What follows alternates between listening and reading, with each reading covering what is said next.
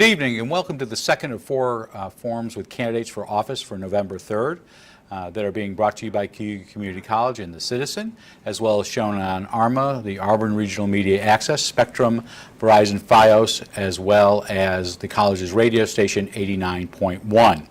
I'm your host, Guy Cosentino. On November 3rd, voters across the nation go to vote for president and members of the House of Representatives. That seems to be what everybody's talking about. But there are all the members of the New York State Legislature up this year, including the 63 members of the Senate and 150 members of the Assembly. Cayuga County has 3 Senate seats. One is the 54th, and there's an incumbent running there, Senator Pamela Helming. She was in the studio 2 weeks ago. One is the 50th, that has been vacant since January of 2020, with the resignation of first-term Senator Robert Antonacci, who left the Senate after 1 year to take a seat on the state Supreme Court. We have a forum for the 3rd seat right now, the 51st Senate District, that is open for the first time in more than 30 years. That is because Senator James Seward is not seeking re-election this year, and he has been the incumbent covering Cayuga County on and off since 1986.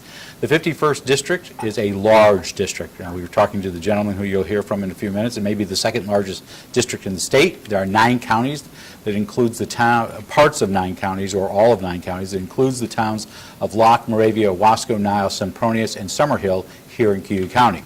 This year, we do have both candidates running for the 51st Senate District, Democrat Jim Barber, and he's facing Peter Oberacker, who is on the Republican, Conservative, and Independent Party lines. And I'd like to welcome both of them to the studio.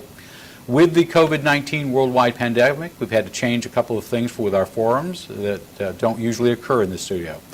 One, for example, is Jeremy Boyer, the executive editor of The Citizen, will be online, but he will not be in the studio for safety purposes, so that we can keep the number of people in the studio smaller. He writes a weekly column that appears on the editorial pages of The Citizen, and he'll ask the candidates questions today. We've also done away with the official timekeeper that usually will give time. I will keep time for the candidates, and we've worked out a system where they can see when they have 30 seconds or they have to stop their comments. But I'll play that role today. Our candidates are sitting in the order of their opening statements. They are they are starting with Jim Barber, who is a Democrat, and then Peter Oberacker, who is the Republican, Conservative, and Independence Party candidate. Again, welcome to the studio. We'll start off with your 2-minute opening statements. We'll hear from Mr. Barber, who's on the Democratic line. Sir. Okay. Well, before I begin, I'd just like to say thank you to everyone. Thank you, Guy and Mr. Boyer, for being here, and Cayuga County Community College for hosting the event, and the cameraman, and thank you, Mr. Oberacker, for joining us here today. So, my name is Jim Barber. I'm a lifetime farmer on a 6th-generation farm. I learned from my parents the importance of serving your community. I've served on several local committees, elected to the local school board. I've also been elected to several leadership positions in statewide organizations. I served 2 years as special assistant to the New York Commissioner of Agriculture, and I served 8 years as in 2009, I earned a presidential appointment to head the New York Farm Service Agency for the USDA. I'm running now for state senate to make sure New York State is a place where people can afford to live, work, and retire, a place where people can find good jobs, a place where you can afford to run a business and have the infrastructure and the good, well-trained workforce to make that business a success, a place where you can find the help they need to be a successful business. I have a plan to make that happen. It begins with fixing a broken tax system that gives tremendous tax breaks and rebates to Wall Street, while at the same time overburdening our upstate homeowners and businesses with the highest property taxes in the country. Those taxes are high because Albany forces unfunded mandates onto our counties and our schools.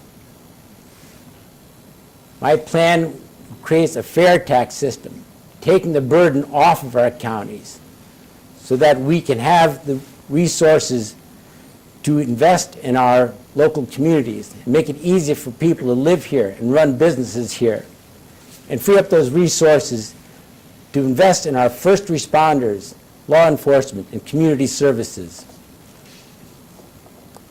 We need to make sure that we can afford to make upstate New York a place where we can live and work and retire. Thank you, and I look forward to the debate. Thank you, Mr. Barber.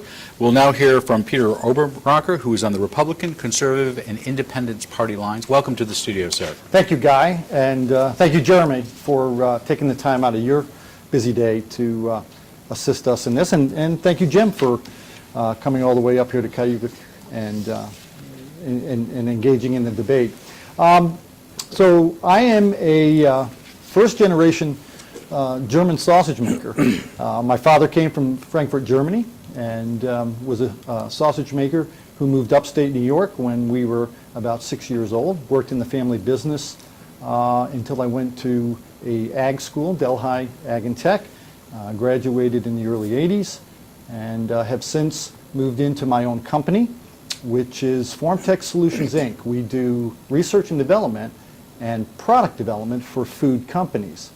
The thing I'm the proudest over is that back in 2017, we moved our corporate headquarters, which was located in College Station, Texas, and we moved it to Schenevus, New York. First business to go back into the town of Maryland in almost 30 years.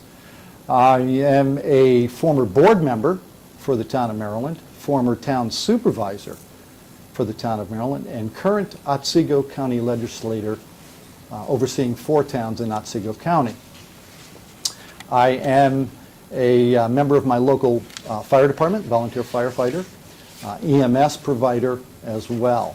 So I think what is really key here moving forward, and where I feel I can be the greatest benefit to the 51st District moving forward, is what's going to take is a business approach and a legislative approach to deal with the issues that we see in Albany. A top-down version where things are pushed down upon local municipalities, I know very well, being a former town supervisor and current legislator.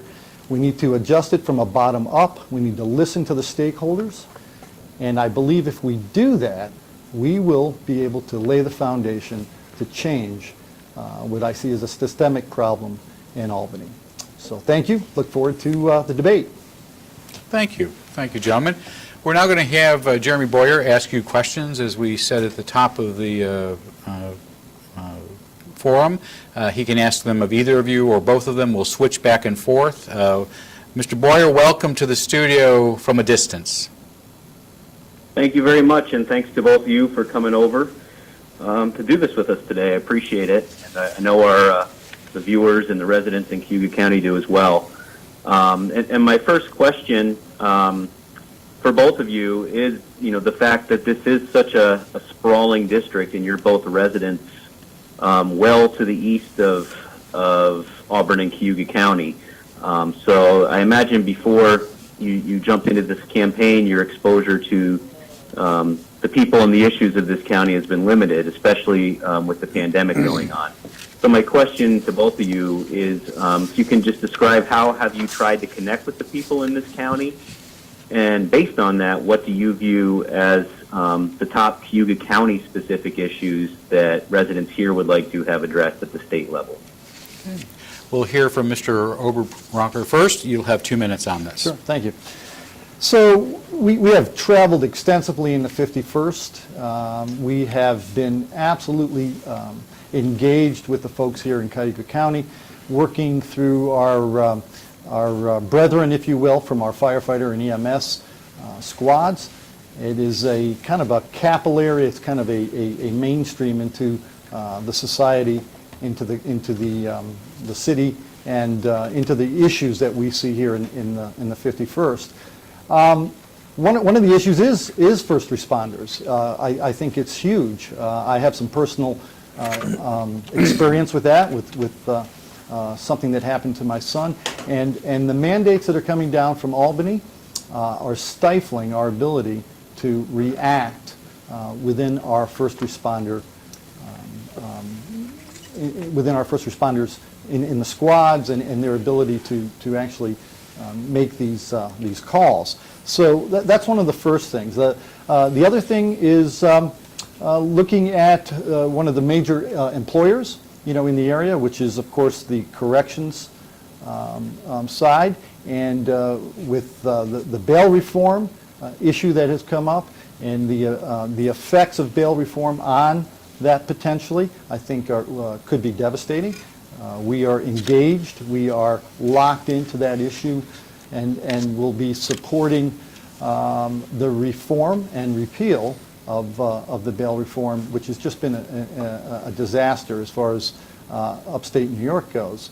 You got to get out and meet the people, and we've done that. We've traveled heavily here in the eastern part of the 51st. My company is a company that does business worldwide, so the 51st isn't as big when I encompass the world, if you will, that we do business. Thank you. Mr. Barber, how have you connected with Cayuga County in this part of the district, and what are the top issues you see? Yes, well, I have made several trips out here. I was actually in this race last summer, so I was out here last fall a couple of times, and several trips this year once the COVID started lightening up.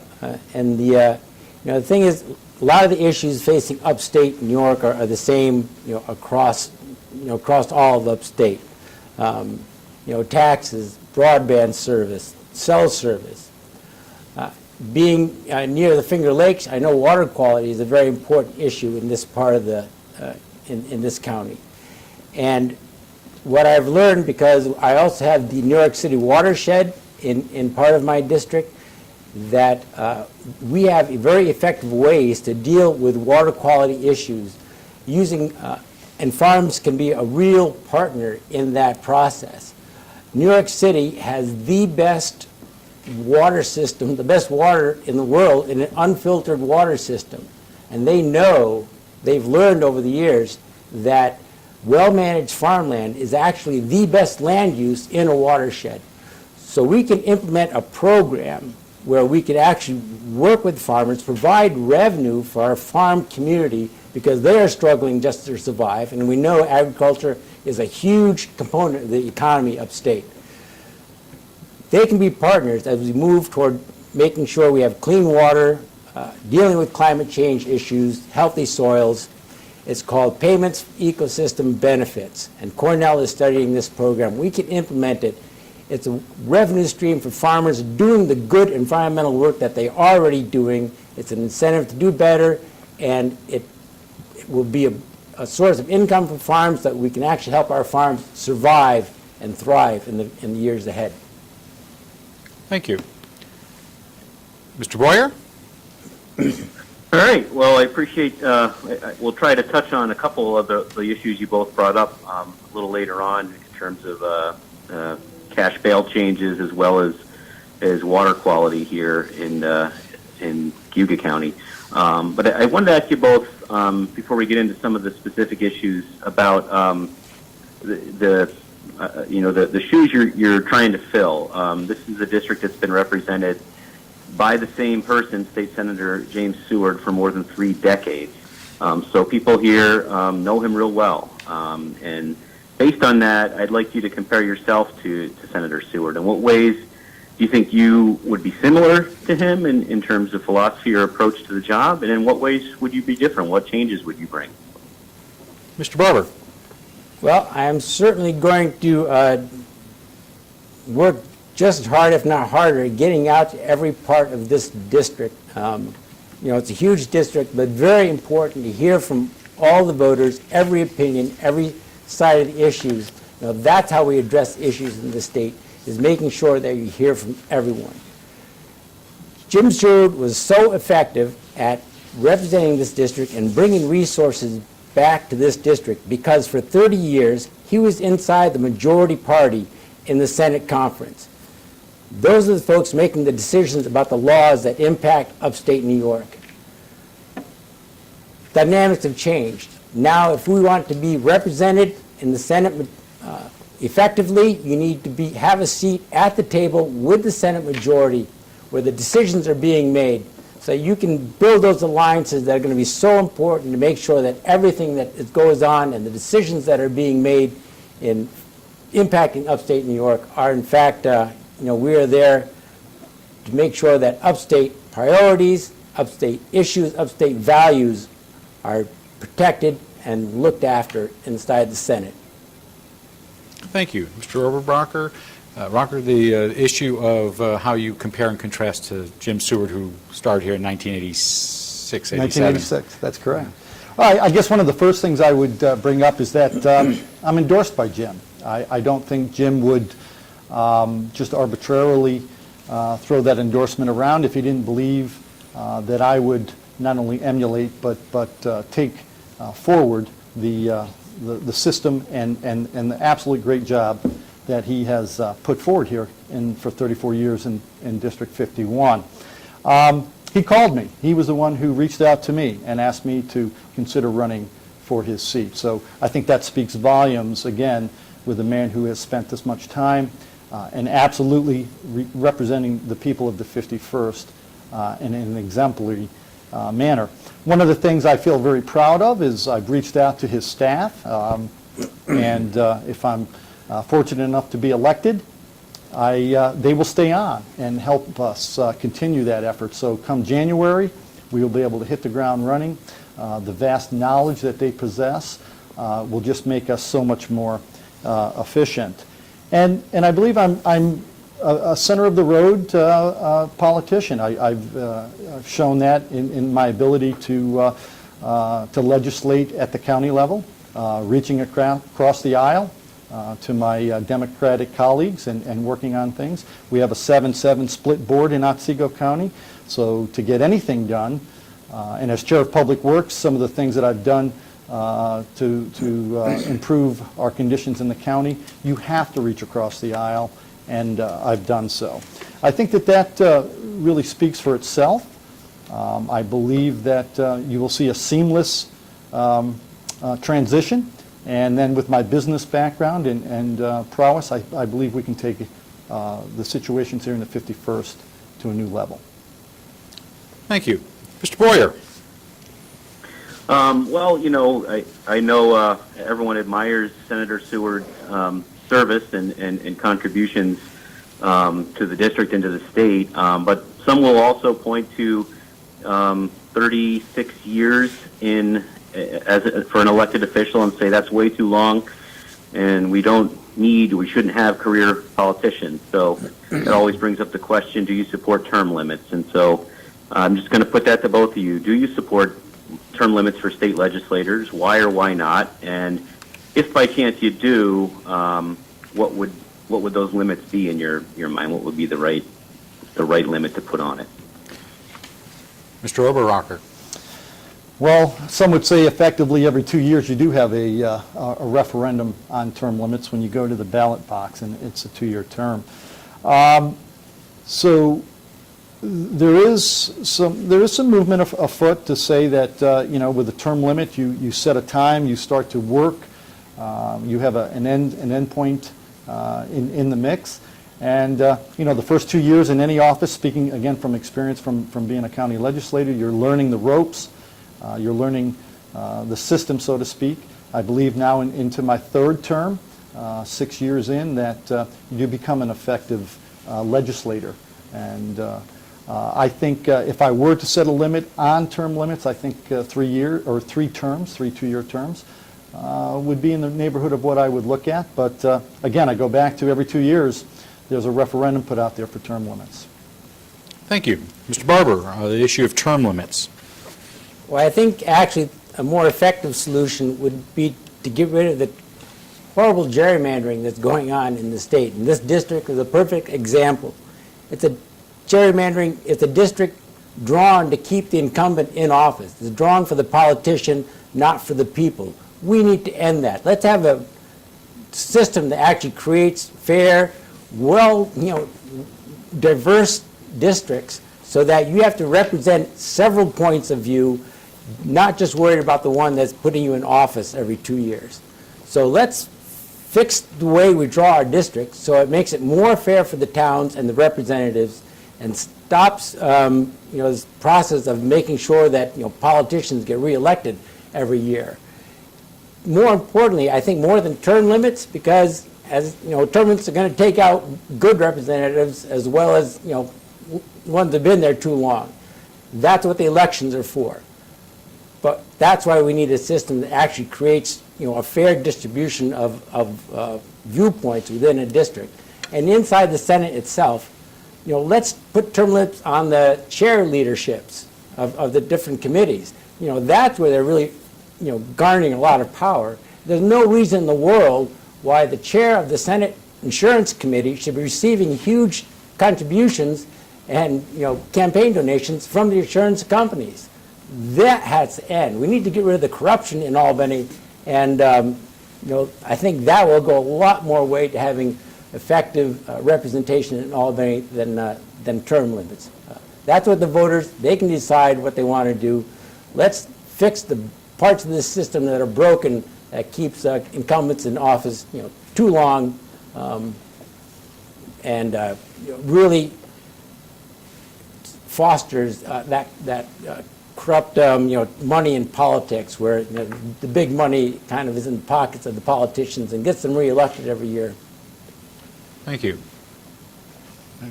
Mr. Boyer, or excuse me, Mr. Oberacker, I'm sorry. I'm sorry. I wanted to know if you wanted to follow up with that, with a rebuttal at all. I saw you making notes, and that's what I was asking. Yeah, no, I'm Okay. fine. Yep, thank you. Nope, Sorry. thank Mr. Boyer. All right. Well, I know, Mr. Barber, you brought it up a little bit in one of your earlier answers, but I wanted to ask you both about the issue of the majority versus the minority conference and how that should weigh on voters' minds. Now, to be frank, all signs point to Democrats keeping a majority in the Senate in 2021. But the question is, should that influence how voters choose in this race? And I'd like to hear you both talk about that. Mr. Barber, you'll be going first. All right. Well, yeah, because the reality is, I mean, that's how things, function in government. Parties have a focus on what they want to accomplish, and you need to work. That's how the the decisions are really made. You can ask any Republican in the Assembly or any Democrat that was in the Senate prior to this. Nothing happens if you're not in the majority party. So to be an effective voice for your district, to be able to represent our needs, our values, you're much more effective working inside the majority party to make sure that what we need is being considered and heard and part of the discussion at the table. If you're not at the table with the Senate leadership, you're just kind of waiting till things come out into the hallway and complain about it then. So we need to. You can build strong alliances within your conference to make sure that the things that we need here in upstate New York are heard. There's not enough representation for rural areas inside the Democratic majority. There are no farmers in the state Senate. I would be the only farmer in the state Senate. So it'd be very useful to be able to be inside the majority party to make sure that not only getting legislation passed like this payments for environmental benefits, but also preventing legislation that really hurts and holds back our upstate areas and our towns. You need to be in that room with the folks, in those initial discussions to make sure that what we need, our priorities are being heard, and they will hear from me. Thank you. Mr. Oberacker, the issue of majority-minority status. it harkens back to my business experience. If I were to take the same approach in business, it would be akin to me walking into a brand new customer or potential customer and simply not going in because I do not have the business. So what it takes is actually to build relationships. And that's one of the key parts of being a businessman that I work on. Relationships need to be fostered, need to be established. There has to be a communication and an exchange of ideas. And if the majority, and the only way to be successful is to be in the room and to be in the majority, I would say that the majority that has brought us, there's no doubt, one of the highest tax rates here in the country. The majority that has brought us the disastrous bail reform policies. The majority that's looking at defunding our police and attacking our Second Amendment rights. If that's what being in the room and being at the table brings, then maybe they need a dissenting voice. Maybe they need a little different way to address these issues, and to also fully express the folks here in the 51st. And I believe I am the one to do that. I have the business background to establish those connections, build those relationships, and as a county legislator, I have the experience to do so. Thank you. All right, thank you. Mr. Barber, you'll have 1 minute to respond. Yeah. So in exactly, those issues, those laws that are being passed that have a negative impact upstate, and the things that they're considering, the way you address those things, the most effective you can be at preventing those kind of things from happening in upstate New York is to be in the room with the majority party. You cannot get that done if you're not at that table. And building relationships with New York City, I've been doing that for 30 years. I've been working with folks in New York City from the time I was in Farm Bureau and vegetable growers, at the state office in Albany, and head of the USDA. So I have relationships already, because food access, clean water, environmental issues, those are all important to the folks in New York City. Knowing how to find that common interest is how we successfully built programs like the Farm to School program here in New York State. Thank you. Mr. Boyer. All right. I did want to ask you both a little more about cash bail and the changes that have happened in New York State this year. The new law went into effect at the start of the year that eliminated cash bail for most crimes, and the legislature did make some changes to that law to add some additional charges back to make them bail eligible when concerns were raised about dangerous defendants being released. So based on sort of how that's evolved this year, I have a two-part question. One is, is the state's cash bail law in the right place now? Why or why not? And secondly, sort of an underlying question, I guess, is do you believe that cash bail does discriminate against poor people? As that's sort of the underlying justification for the changes that were made.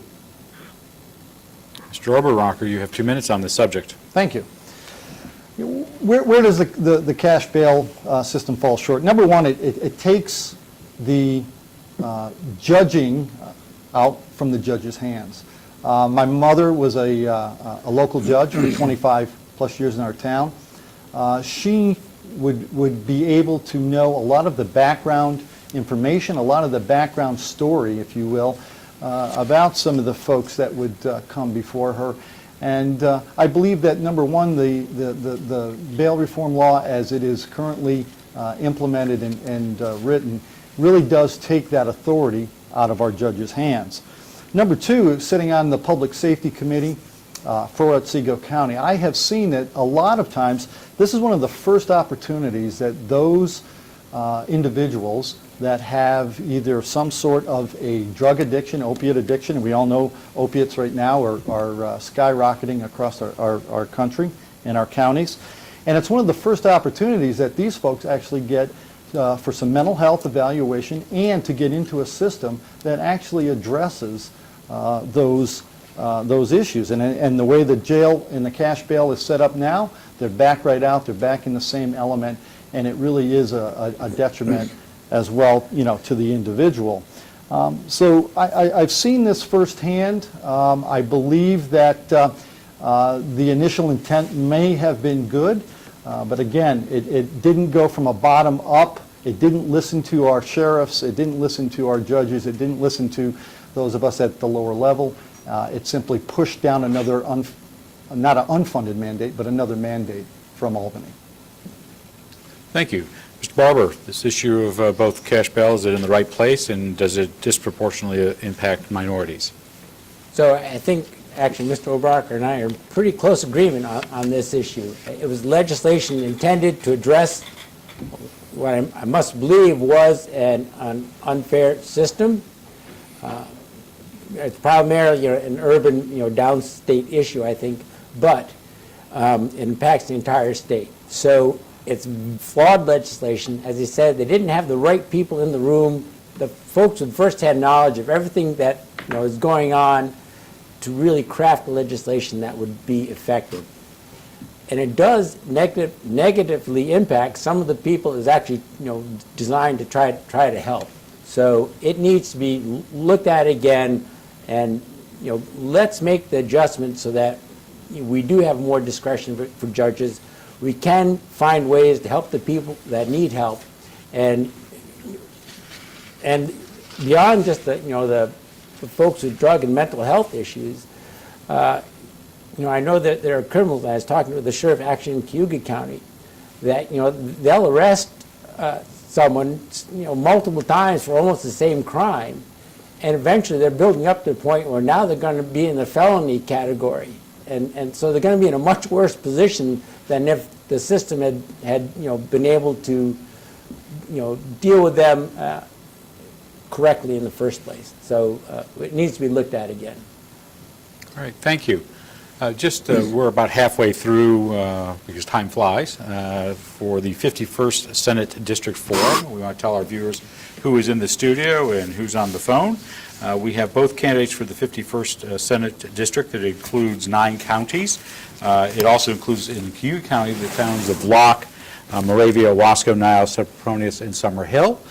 We have with us Jim Barber, who is on the Democratic line, as well as Peter Oberacker, who is on the Republican, Conservative, and Independence line. They are both in the studio. We're socially distancing. They have not come out of the hospital. If you look at their hands, they have yellow bands on that said they've gone through the checkpoints here at the college to check their temperature.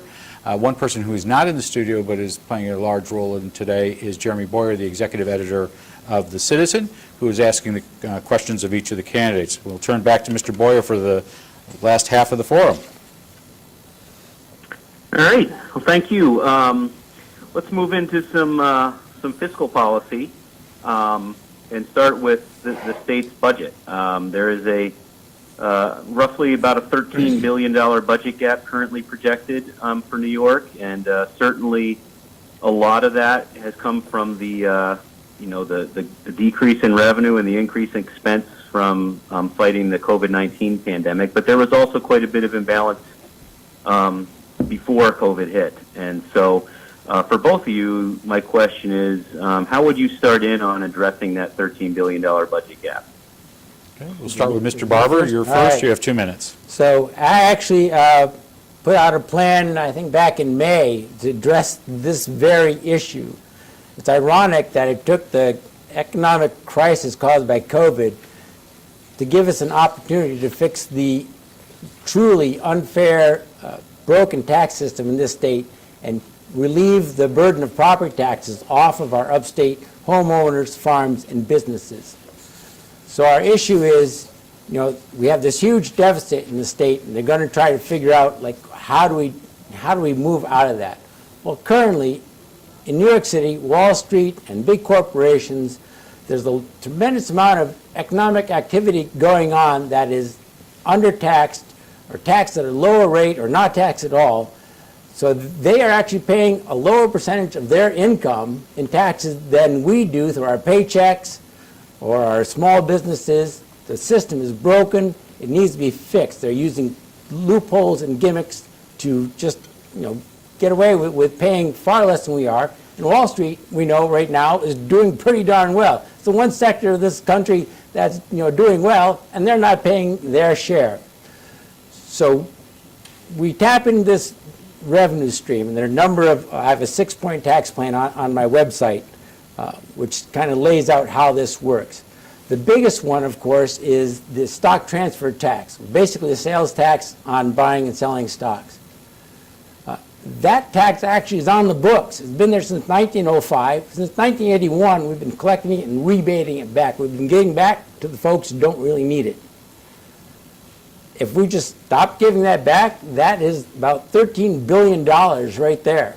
And there are a number of others that, we close up these loopholes, we can generate enough income in 1 or 2 years to recover from the debt that has been built up over the COVID crisis.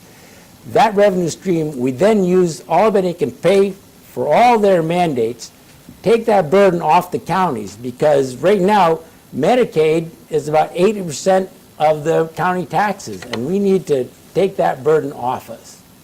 Thank you, Mr. Barber. Mr. Oberacker, the issue of the state budget and its state budget gap. Yep, thank you. So again, being a county legislator sitting on our Otsego County Budget Committee, I fully understand and I fully realize what the impact of COVID has had on our local Otsego County budget and how that also extends to the state.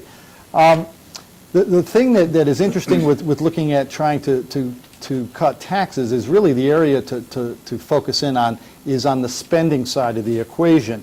As a former supervisor for the town, those taxes are a huge revenue stream to the local municipality.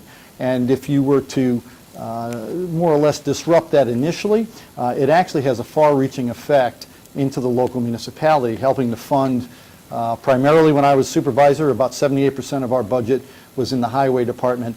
And these taxes are literally, through the CHIPS program, a huge purveyor of funds to our local municipalities. We're talking about, with the taxes and with a sales tax on stock transactions, you're really talking about a distribution of wealth. Wall Street, would simply add that fee onto stock transactions, so in ultimate, myself or the public they'll be the ones who are actually bearing that burden, which doesn't really accomplish, I think, what was, again, the intended purpose. And as a business, wherever taxes are applied, the business is usually fairly quick and fairly efficient at finding ways to mitigate that. So again, the $13 billion is there. We need to look at our spending side and get an ROI. We need to get a return on our investment for every dollar spent in Albany. Thank you. Mr. Barber, you'll have 1 minute to respond. Right. So, first of all, the stock transfer tax is basically the sales tax on the transfer of stocks. So it's paid by the purchaser. So it's not, it's not impacting the businesses in Wall Street.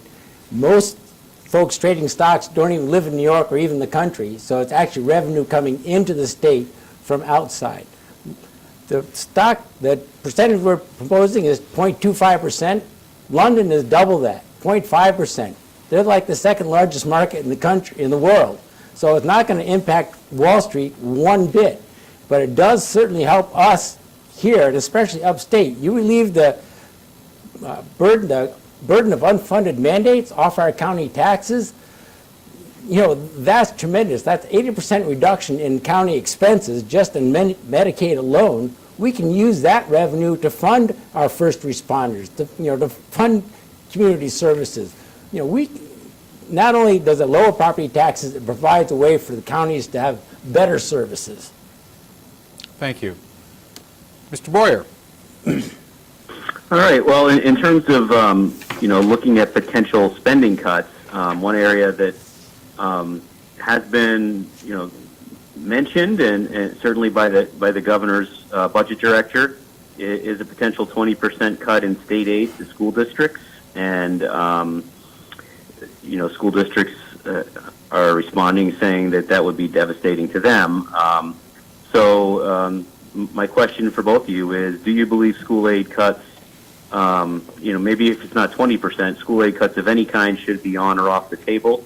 If you believe they should be on the table, how do you help schools get through the year? If you believe they should be off the table, are there any other areas of spending cuts that you would identify in the state budget before schools? Mr. Oberacker. You look at schools in every one of these communities in towns in the 51st, and it really is the center of these towns. It is the heartbeat of those towns. And I can speak firsthand of this. Our school in Skenevis is fiscally distressed, and I've seen how that permeates through the community and the detrimental effects. So would I be for cuts? No. I think we're looking at an ROI, a return on our investment. What better way to invest in what we have in our local communities, but the kids that our children that we are educating.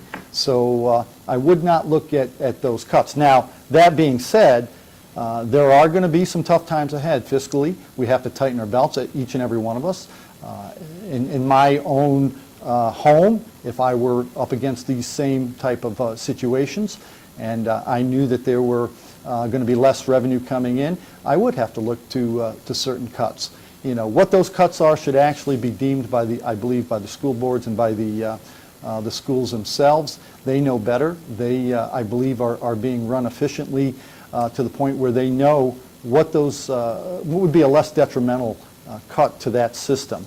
And looking at a state budget-wise, where we would cut at the moment, again, I believe if we were to look at what has always been pushed down from Albany, which is a 2% tax cap, if we were to simply start with a 2% spending cut for all the departments in Albany, it would be amazing as to what I think we could save. Thank you. Mr. Barber. Right, yes, and I agree. The state is not funding our rural schools through their court-ordered obligation to the foundation aid as it is. So they're already underfunding our rural upstate schools. So, another 20% cut on top of that. I actually made a public reply to this proposal from the governor. Now, this is insane. Why are we punishing the children in the schools that trying to do this? There are certainly other areas where we can find ways to, reduce spending, and there clearly are ways we can increase revenues. I don't know why the governor is against raising, just so Wall Street pays a fair percentage of tax, something equal to what, Warren Buffett's secretary pays. He says it all the time. He pays a lower rate than his secretary. Our system is broken. We do have a tax problem in this state. It's a broken tax system. The folks that are working every day, living through a paycheck, through your small business, you're paying more than the folks that have tremendously high incomes. We need to fix that. It's crazy. I'm tired of subsidizing the folks that are doing well. When I was with the USDA, I came in at a time when our budgets were cut 20% in the Great Recession. I found ways to actually improve services through a 20% cut in our budget. We cut in half the amount of time it took to make loan decisions in the agency. We improved the environmental review processes. So there are ways to do better, more efficiently, and let's look at ways of doing that. Mr. Boyer. All right, well, let's shift to the COVID-19 pandemic and specifically the state's handling of it. Just on a very broad level, I'd like to hear from both of you on what you think has been done well by state government, what mistakes have been made, and what you think the priorities should be going forward. Mr. Barber, you have 2 minutes on this. Okay, well, I think, initially, we have to go back and remember when this first struck, we knew so little, not only about the virus, but where it was. It started out with the outbreak in downstate, but very soon we had cases in every county in New York State. So we didn't know where it was because we didn't have testing. So they had to take these very dramatic measures just to get it under control so we could figure out where we were in the state with it. And the legislature gave the governor, emergency powers to do that, which probably made sense for, a while when we didn't really know what was going on. But, I mean, come on, it's the legislature's responsibility. They represent every part of this state. So go to Albany, take back your responsibility, take back your powers, and let's make sure that every part of the state is represented in the decision process of dealing with COVID. And we want businesses to open up. Let's follow the science. Let's follow the recommendations that actually work. If everyone wears a mask and be careful, as long as we're just diligent, we can start to open back up. But when you have a lot of careless activity going on and you get these outbreaks, everything starts setting things backwards. We know we can control an outbreak if we do it correctly. Because in SUNY Oneonta, they had like 700 students test positive. But it did not end up being a community spread event because folks were careful, you wear your mask, you isolate, you identify where the issues are. And I understand that, I think the governor just 2 days ago said they're able now to really identify down to the block level, where these outbreaks are, because now we do have testing and we do know more. That's great, because if we can do things by zip code in much smaller areas, we can actually have a much better handle on this problem. Thank you, sir. Mr. Oberacker, Thank you. the state's response. Yep, I believe the state actually handled the initial outbreak actually very well. You had to be able to understand the dynamics of what we were up against, the sheer numbers, and the negative effect that this pandemic could have had. As a businessman, we're always looking at situations and how they change, and you must change your business plan, for lack of a better word, to those situations. I believe now we're at a point where we really should have what we call a risk-reward type discussion. What are the risks? I think we know them very well by now. We all know about masks, social distancing, sanitation, those type of things. And what would be the reward? The reward is to start opening back up and get this much needed, the sales tax revenues, and I think just a general, the populace needs to get some sort of normalcy, back again. In our company, we have a plan that's called HACCP. It's called Hazard Analysis Critical Control Points. It looks at a process, and in each part of that process, you are defining what can happen, why it can happen, and if it does happen, what is your remedy to do such. I think this type of mentality, I think this type of process, if applied in Albany, would actually start us down the road to looking at opening up safely and prosperously for New York. Thank you. Mr. Boyer. Just a short follow-up to that, I think Mr. Barber, you answered it, but just to be clear, and then for Mr. Oberacker, is it your opinion, or is it time for the state legislature to rescind Governor Cuomo's emergency powers that were given to him in March, so the state could react quickly and make decisions related to the pandemic? Is it time to rescind those and kind of bring state government back to the normal way of operating? We're going to make this a 1-minute response, and because it's the same question, we'll start with Mr. Barber, and then you'll get the next question. I think I already answered it. Yes, they should have done it 4 months ago. Gotcha. I thought that's what your answer would be, but just to clarify, and then for Mr. Oberacker, your thoughts. You have a minute. This will probably be the shortest political 1-minute answer, yes. All right. Well, Gotcha. Mr. Boyer, you got time for 1 or 2 more questions. All right. Well, let's. I would like to get to water quality. This district has a good chunk of the Owasco Lake watershed in it, and so issues related to nutrient loading, climate change, and the proliferation of harmful algal blooms have been on a lot of people's minds in Cuyahoga County for several years. Later this month, Auburn and Owasco are scheduled to be voting on a set of new rules and regulations for the watershed. Those rules and regulations would still ultimately need the state health department approval. To the degree that you've been able to tune into this, do you support this effort to change and enhance the rules and regulations in the watershed, and would you advocate for them if elected? Mr. Oberacker, you have 2 minutes on this subject. You know, with these type of situations, you've got two engaged entities, if you will. You have the farmers' rights, their needs, their wants.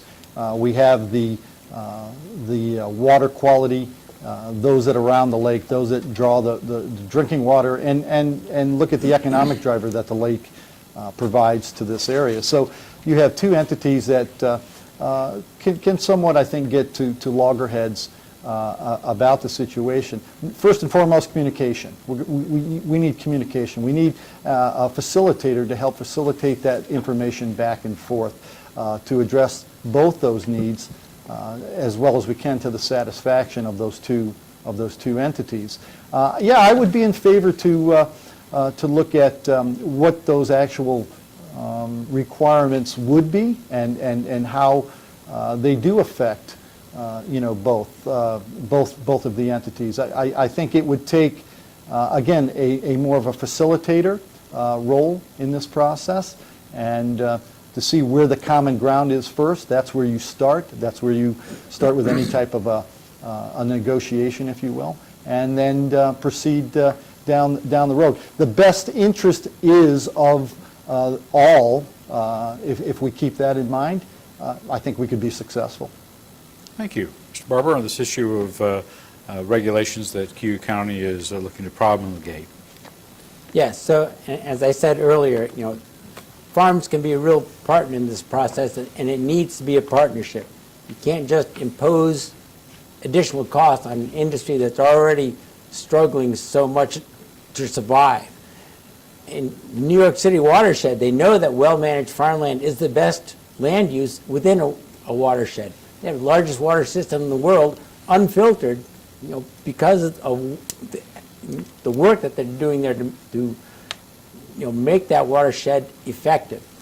We can keep replicating that, but it needs to be a way to help the farms survive. You need the farms there to make it work. Now, and it's going to take partnership with the communities. It's a community benefit, and actually it's everyone's benefit to have clean water.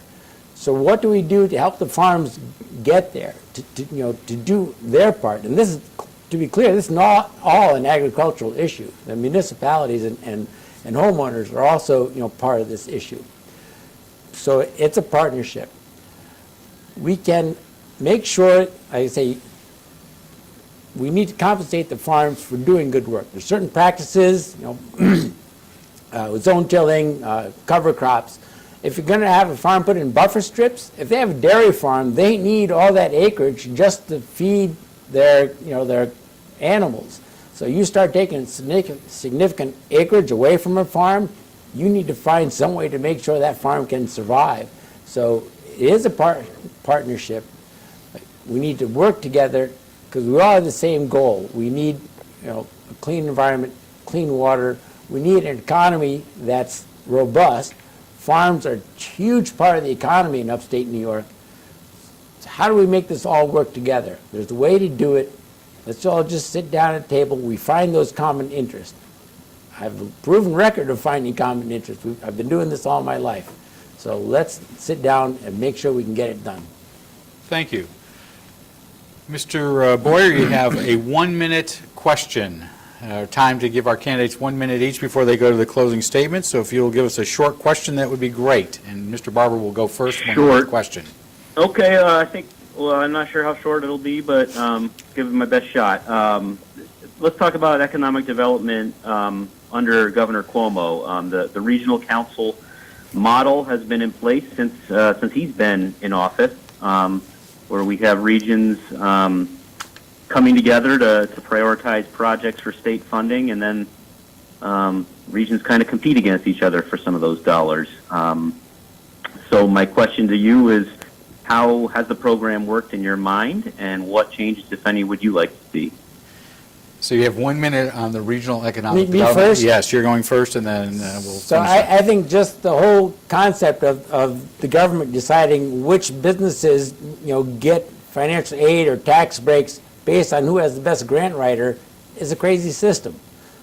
Again, if we just had a fair tax system in the entire state that actually, so everyone has a level playing field. The reason that businesses are given tax breaks for 10 years is because we have the highest taxes in the country.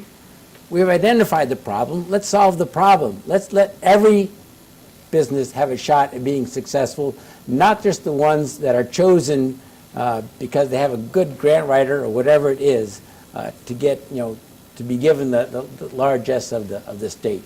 We need an environment where every business can do well on their own. Thank you. Mr. Oberacker, this issue of the Regional Economic Development Councils, the Red Seas. Yeah, economic development there's no doubt it's the lifeblood, it's the future of New York State. One of the things I always thought was kind of interesting is that we kind of go out and tout to get new businesses in, but it costs us quite a bit to do that with pilot programs, payment in lieu of taxes, and incentives to do such. So one of the things that I would like to see us change under true economic development is, why don't we reward those businesses that actually stay? I think they've kind of felt like they've been overlooked. I feel like they feel they're underappreciated, and I think if we were to start there, you build a foundation for true economic growth. And we'll leave it at that. All right, thank you. Thank you. Mr. Boyer, thank you for your thoughtful questions. I know you'll be back on Thursday with our other forum, but we're now going to have the candidates give their closing statements. As we said at the beginning, they will go in reverse of how they start. So Peter Oberacker, who is on the Republican, Conservative, and Independent party lines, will go first. Your floor for 2 minutes, sir. Thank you. And again, I want to thank everybody for the opportunity and the forum to come speak and talk about where my vision, if you will, for the 51st. Again, I go back to, I think, my experience. I go back to my growing up in a family business where you didn't look at the clock. It was what needed to get done. You rolled your sleeves up and you went to work. And I take that to the next level when in my personal business. We were very fortunate to be able to be successful. We have an international business doing business all over the world. We moved that company from Texas to New York, kind of bucking the system, showing that now I've got more or less, as we say, a dog in the hunt. Add that with my background is a local legislator, former town supervisor. I truly understand the impact that Albany has on local municipalities, local budgets, and for that matter, the local people that are in those communities. I think I've proven with my ability to serve at the county level, Chair of Public Works. One of the things I'm the proudest over was negotiating some deals with some cellular companies to get cell service in parts of our county that were under and actually had zero cell service. And I think it just speaks again to the business and legislative experience that I possess. I'm fortunate enough to have a supportive and wonderful wife of 34 years who I married right out of high school. And with that support, with the support of the people from the 51st, I will be your advocate. I will be your voice in Albany. Thank you, Mr. Oberacker. We'll now hear from Jim Barber, who is on the Democratic Party line. You have 2 minutes, sir. All right, and again, thank you all for this opportunity. It's been a real pleasure to actually engage in a discussion at this level. I decided to get in this race over a year ago because I knew, upstate New York needed a real voice in Albany, inside the majority conference now. There are very powerful issues we need to address here in upstate New York. We need someone with the vision to find solutions. I have that vision. We need someone with the skills to build relationships. Again, I have those skills. I have a proven record of doing that. We need to have someone with an effective voice for upstate New York. And the way you have an effective voice is to be in the room with the Senate majority making those decisions. Again, that was the reason Jim Seward was elected for 30 years, because he was a member of the majority party. We need to make sure that upstate New York continues to have a voice in Albany and a seat at that table, because we have too much at stake here. And I can be at that table in the Senate, protecting our upstate priorities, defending our upstate values, and making sure that what we need here is really can be achieved. I serve I promise I am going to serve these taxpayers with every ounce of my energy. That's just how I'm built. That's how a farm survives for 6 generations. You get in there, you do the work, and you work hard every single day. So if you want someone who's going to bring common sense to Albany, who has a plan to actually make upstate New York stronger and work hard for the taxpayers every single day, then I'm asking you to vote for me in November or tomorrow. So. Thank you, sir. Thank you both for joining us. We know it was a drive for both of you, so this is a large district. We wish you well on the campaign trail, but more importantly, we want to thank you for running. It's not always an easy task for you or your families, so we thank you, and good luck in the intervening 2 weeks from today as we tape this. Again, we'd like to thank Mr. Boyer for his questions, always thoughtful and perceptive as usual. He will be back in the studio in a couple of days as we continue our series. But we more importantly want to thank you for taking the time to watch the candidates for this Senate race, the 51st District. You should go out and exercise your right to vote. You can go start voting off-site starting this weekend, and we encourage you to vote early if you can, especially in these COVID pandemic times. The Citizen will have on their site, auburnpub.com, this forum online as well as all the other forums, and you can also watch them on YouTube by going to Media at Cayuga. Quick programming note or two, we'll be back on Thursday for our third forum, and it'll be the final forum for the 50th Senate District with John Mannion, who's a Democrat, running against Angie Renna, who's a Republican, to fill the seat that is opened to the due to the resignation by Senator Robert Antonacci. He was elected 2 years ago and decided midstream to run for the state Senate. And on Tuesday, October 27th, will be the 126th Assembly Forum. That will be our last forum. That is with Dia Carbajal, who's a Democrat, running against Republican John Lamades to fill the seat being vacated by the retirement of Assemblyman Gary D. Finch, who was also a longtime Albany hand, having been elected in 1999. Until Thursday, for Cayuga Community College, we want to thank you for watching. Thank you for watching on behalf of the Citizen. I'm Guy Cosentino. We wish you a good night, be safe, and we will see you back here in the studio for our next forum.